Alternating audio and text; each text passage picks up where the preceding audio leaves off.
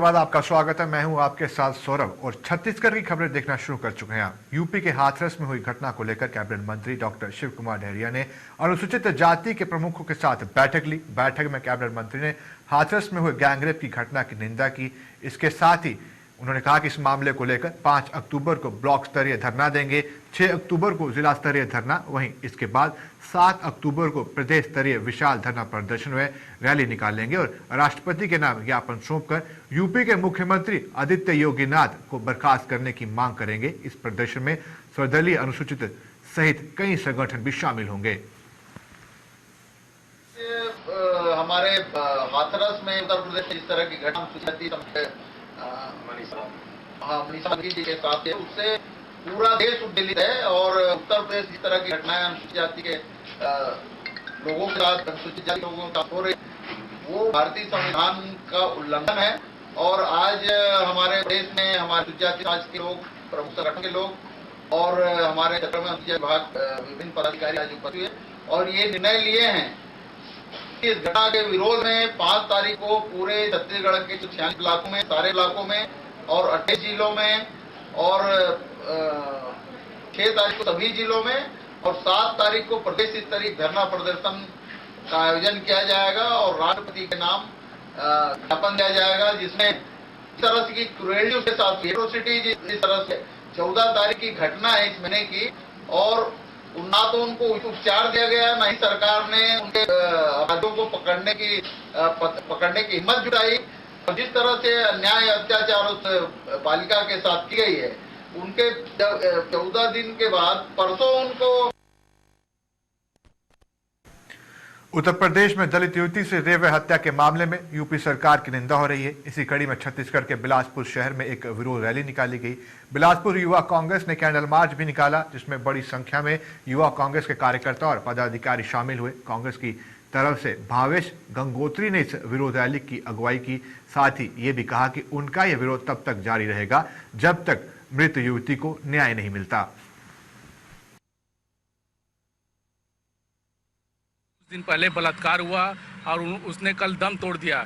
उसके दम तोड़ने के बाद यूपी पुलिस की संविधाहीनता है वहाँ की सरकार की, जिन्होंने उनके परिजनों को जबरदस्ती उनके घर जाकर उनको उठाकर और लड़की का दाह संस्कार करवाया। उसके बाद भी उसके घर वाले जब नहीं गए तो उसके आस पड़ोस के लोगों को ले जाकर उसका दाह संस्कार कराया और अभी तक उन आरोपियों के ऊपर कोई भी कार्रवाई यूपी सरकार करने में असमर्थ रही है, जिसका बिलासपुर जिला युवा कांग्रेस ने आज कैंडल मार्च करके आज उस बहन को श्रद्धांजलि दिया है और योगी सरकार से इस्तीफे की मांग।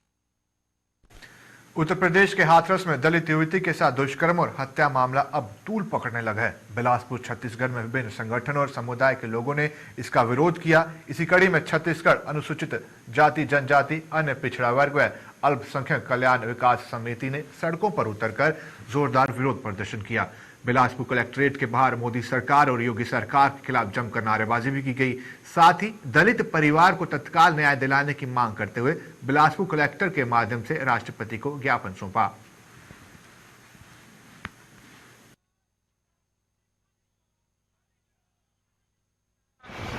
वाल्मीकि नाम की लड़की के साथ में जो बलात्कार हुआ है, उसके विरोध में हम सब लोग ज्ञापन देने आए हैं।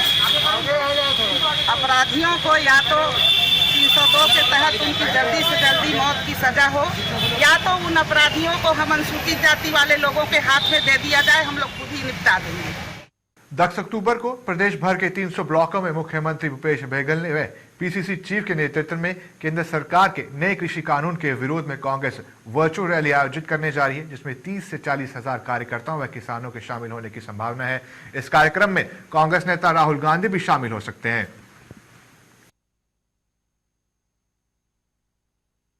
अक्टूबर को छत्तीसगढ़ राज्य में पूरे 300 ब्लॉकों में कांग्रेस के कार्यकर्ता, एक ब्लॉक में 100 कार्यकर्ता कोरोना महामारी के नियमों को ध्यान में रखते हुए एकत्रित होंगे और पूरे प्रदेश भर में मुख्यमंत्री भूपेश बघेल के नेतृत्व में, प्रदेश अध्यक्ष मोहन मरकाम के नेतृत्व में यह वर्चुअल रैली की जाएगी, जिसमें लगभग 30 से 40 हजार नागरिकों का और किसानों का शामिल होने का उम्मीद किया गया है।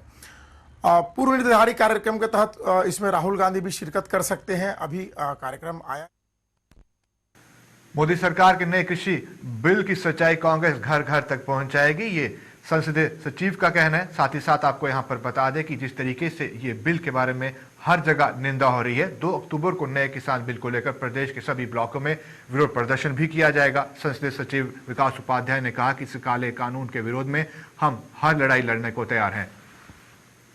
जो भारत कृषि प्रधान देश है और यहाँ किसान के साथ एक चेन जुड़ा है, किसान से व्यापारी जुड़ा है, किसान से मजदूर जुड़े हैं और वो चेन पूरे देश को प्रभावित करता है। जो 3 बिल राज्यसभा और लोकसभा में बहुमत की दादागिरी पर भारतीय जनता पार्टी के नेताओं ने किया है, नरेंद्र मोदी जी ने किया है, उससे किसानों को नुकसान है, इसलिए किसान सड़क पर उतरकर आंदोलन कर रहे हैं। कांग्रेस पार्टी अखिल भारतीय कांग्रेस कमेटी की राष्ट्रीय अध्यक्षा श्रीमती सोनिया गांधी जी के नेतृत्व में, उनके निर्देशन में 2 अक्टूबर को पूरे देश के हर ब्लॉक और जिले में आंदोलन किया जा रहा है। मरवाही उपचुनाव की घोषणा होते ही सियासी दावपेच का सिलसिला शुरू हो गया। कांग्रेस के पंचम कॉलोनी स्थित जिला कार्यालय के पास भाजपा नेताओं ने साड़ियों से भरा एक ट्रक खाली करवाते हुए पकड़ा, जिसके बाद भाजपा नेताओं ने इसकी सूचना पुलिस को दी और पुलिस ने मौके पर पहुंचकर इस ट्रक को अपने कब्जे में ले लिया। भाजपा ने आरोप लगाया कि ये ट्रक कांग्रेस नेता का है और इन साड़ियों को मरवाही उपचुनाव में बांटने के लिए मंगाया गया है।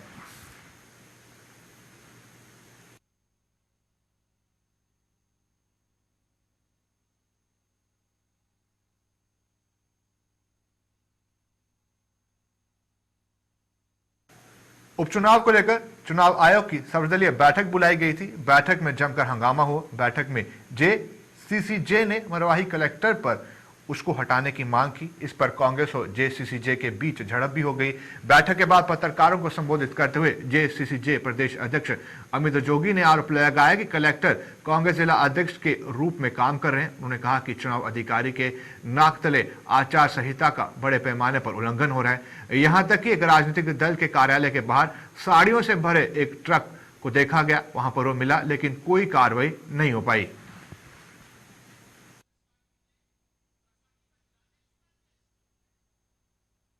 वहीं जिले के कलेक्टर जिला कांग्रेस कमेटी के अध्यक्ष के रूप में काम कर रहे हैं। आचार संहिता लागू हो गई। 2 ट्रक साड़ियां, 90,000 साड़ियां पकड़ी गई। एक राजनीतिक दल के कार्यालय से पकड़ी गई, किसी के घर से पकड़ी गई और जो जब्ती बनाई गई है अज्ञात व्यक्तियों के खिलाफ। कल खुद कलेक्टर मंत्री महोदय जी के साथ जाकर लोकार्पण कार्यक्रम कर रहे थे और केवल दिखावे के लिए, ये दिखाने के लिए कि मैं निष्पक्ष हूं, मंत्री जी की गाड़ी की जांच करते हुए अपनी फोटो खिंचवा ली। ये एक प्रमोटी अधिकारी है। जगदलपुर में सीआरपीएफ के जवानों व अधिकारियों ने फिट इंडिया मुहिम के तहत दौड़ लगाई। इस दौरान जगदलपुर रेंज के डीआईजी राजीव राय की उपस्थिति भी रही। डीआईजी ने फिट इंडिया मुहिम की जानकारी देते हुए बताया कि सीआरपीएफ के द्वारा पूरे देश में इसके तहत 1 करोड़ किलोमीटर दौड़ पूरी करने का लक्ष्य रखा गया है।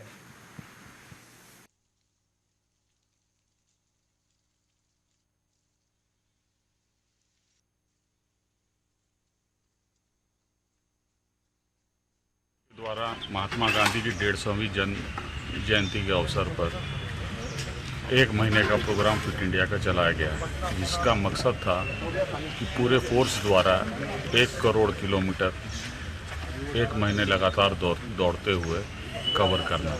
लक्ष्य हमारा पूरे फोर्स का 1 करोड़ किलोमीटर का डीजी साहब द्वारा निर्धारित किया गया था। ठीक है, तो इसमें उसी का आज समापन है 1 अक्टूबर को।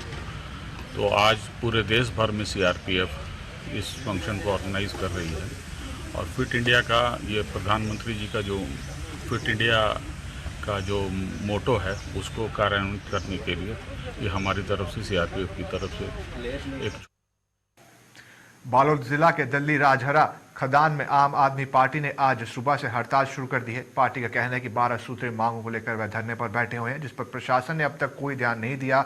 आम आदमी कार्यकर्ता संतोष देवागन ने बताया कि शहर की कई सारी प्रमुख समस्याएं हैं जिसको लेकर वह लगातार आंदोलन कर रहे हैं, परंतु प्रशासन द्वारा गंभीरता से इसे नहीं लिया जा रहा, ना ही हल किया जा रहा है।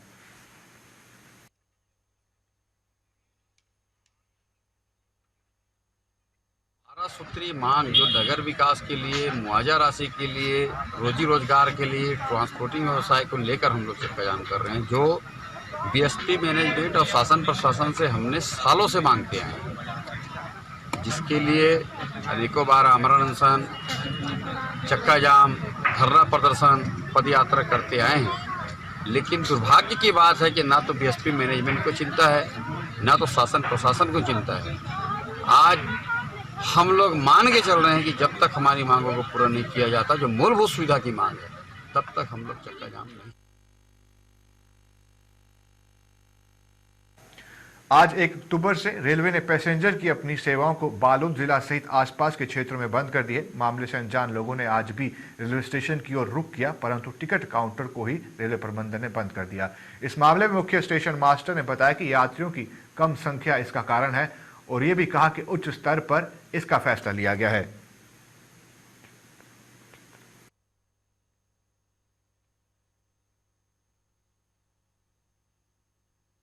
अभी तो 30 सितंबर से बंद कर दिया है उन्होंने गाड़ी को, है ना। ऊपर से निर्णय आया है। ये अभी ये सुविधा अब कब दोबारा शुरू होगी इसके बारे में जानकारी नहीं है। क्या परेशानियां हो रही थी सर यहाँ पर? अभी तो उतने पैसेंजर्स उनको नहीं दिख रहे थे और लॉकडाउन भी हो गया इस बीच में, तो इसीलिए यात्री और कम हो गए। तो इसीलिए ऊपर का ही डिसीजन आया कि अभी इस सेवा को स्थगित रखी जाएगी। दोबारा कब से शुरू करेंगे वही लोग बताएंगे। 9,000 पर डे का बिक्री हुआ है। टिकट के बारे में तो यही स्थिति हमारे सामने आई है। सरगुजा जिला के ग्राम खैरबार में ग्रामीणों की शिकायत सुनने के लिए कोई जनप्रतिनिधि नहीं है। यही वजह है कि ग्रामीणों ने बोनापारा से मच्छिंदरपारा तक सड़क का निर्माण, लोगों ने श्रमदान और चंदा इकट्ठा कर 1.5 किलोमीटर सड़क का निर्माण किया। लोगों के अनुसार जनप्रतिनिधि ने उनकी कोई सुनवाई नहीं की, तो उन्होंने स्वयं सड़क का निर्माण करने का फैसला लिया।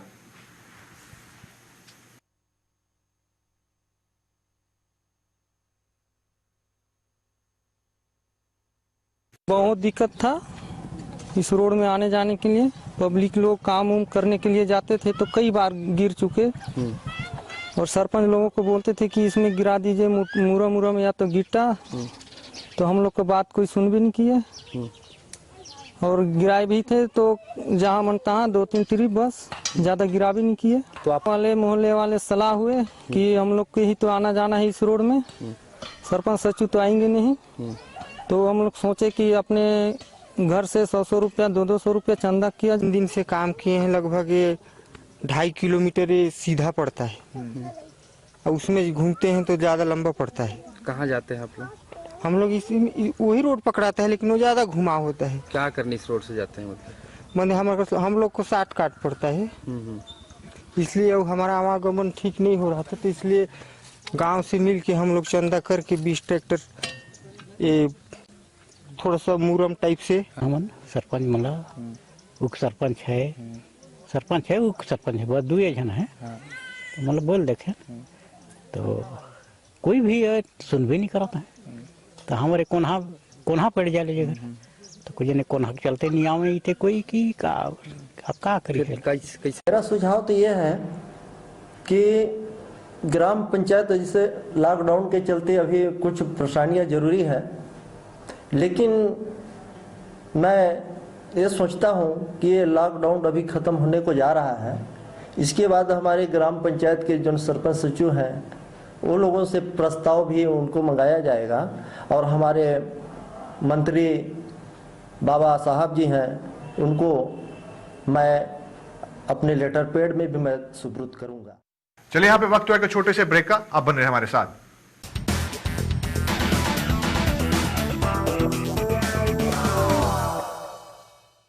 चलिए ब्रेक के बाद आपका एक बार फिर स्वागत है। अब रुक करते हैं उत्तराखंड की खबरों का। 2 दिन पूर्व हुए अग्निकांड का संज्ञान लेते हुए मुख्यमंत्री त्रिवेंद्र सिंह रावत आज दोपहर काशीपुर में घटनास्थल पर पहुंचे। मुख्यमंत्री ने दुकानदारों से वो मिले और मौके का मुआयना भी किया। इस दौरान सीएम ने कहा कि दुकानदारों को मुआवजा देने के लिए जिला अधिकारी को अतिशीघ्र आदेशित करेंगे। जिला अधिकारी द्वारा अग्निकांड में हुए नुकसान का आकलन कर पीड़ितों को मुआवजा भी दिया जाएगा। वहीं अग्निकांड से प्रभावित दुकानदारों ने मुख्यमंत्री को अपनी पीड़ा सुनाते हुए उनसे अधिक से अधिक सहायता देने की मांग की है।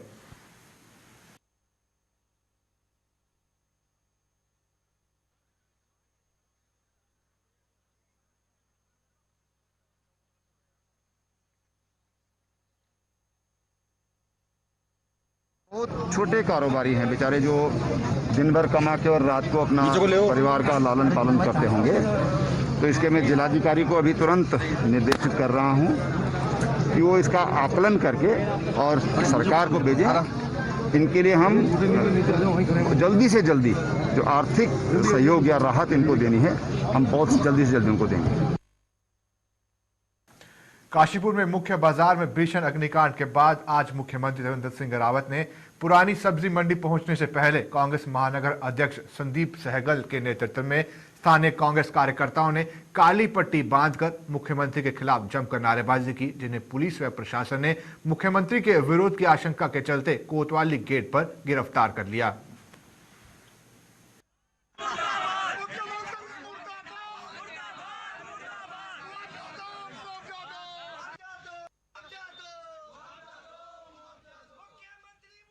किंतु आज मुख्यमंत्री जी आ रहे हैं। हमारी उनसे ये मांग है कि जो पीड़ित परिवार है, अग्निकांड में जो पीड़ित परिवार हैं, सारे पीड़ित दुकानदार हैं, उनको प्रति दुकानदार के हिसाब से 5 लाख रुपए का मुआवजा उनको दिया जाए, जिससे कि वो अपनी दुकान को बना पाए। जो दुकान के अंदर सामान रखा हुआ था पूरा का पूरा खत्म हो चुका था, उस सामान को पुनः स्थापित कर पाए और अपने परिवार को पाल पाए।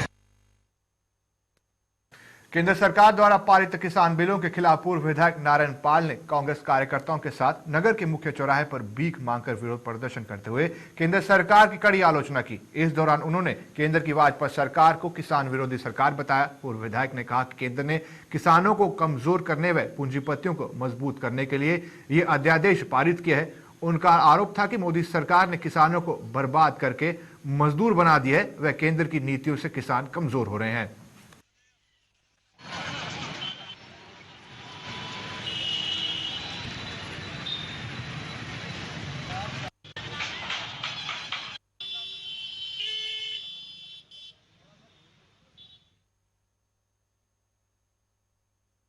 जो भारत देश है,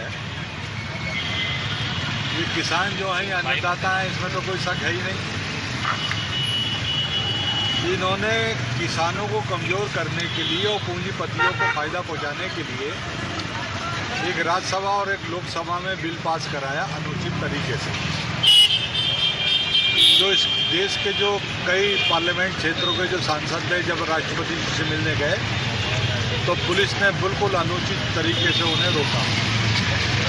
पूरे देश में इस वक्त उबाल है क्योंकि किसान अन्नदाता है और हम पुरजोर विरोध कर रहे हैं। पूरा हिंदुस्तान का हर किसान विरोध कर रहा है।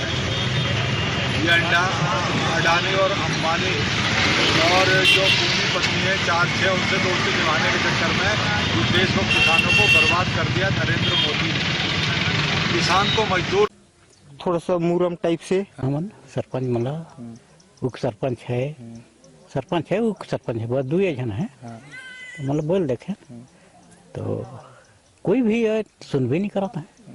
तो हमारे कोन्हा पड़ जाए जगह तो कुछ ने कोन्हा चलते नहीं आवे थे कोई की का अब का करिए। मेरा सुझाव तो ये है कि ग्राम पंचायत जैसे लॉकडाउन के चलते अभी कुछ परेशानियां जरूरी है, लेकिन मैं ये सोचता हूँ कि ये लॉकडाउन अभी ख़त्म होने को जा रहा है। इसके बाद हमारे ग्राम पंचायत के जो सरपंच सचिव हैं वो लोगों से प्रस्ताव भी उनको मंगाया जाएगा और हमारे मंत्री बाबा साहब जी हैं उनको मैं अपने लेटर पैड में भी मैं सुपुर्द करूँगा। चलिए यहाँ पे वक्त हुआ कि छोटे से